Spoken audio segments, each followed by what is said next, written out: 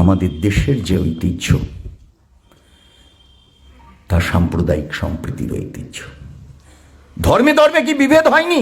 একবার না, অনেকবার হয়েছে। কিন্তু ইতিহাসের চালিকা শক্তি ধর্মে ধর্মে বিভেদ সেটা কাজ করেনি। ইতিহাসের চালিকা শক্তি সম্প্রীতি, সেটাই সবসময় আমাদের এগিয়ে নিয়ে গেছে। পৃথিবীতে ইসলাম ধর্মের প্রবর্তন হয়েছিল 622 সালে।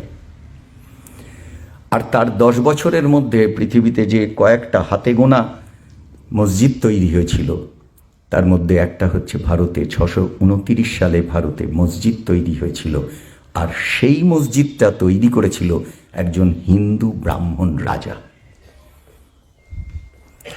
কেন তৈরি করেছিল? ধর্মের কারণে না, সমাজের কারণে। ইংরেজিতে একটা কথা আছে, necessity is the mother of invention. প্রয়োজন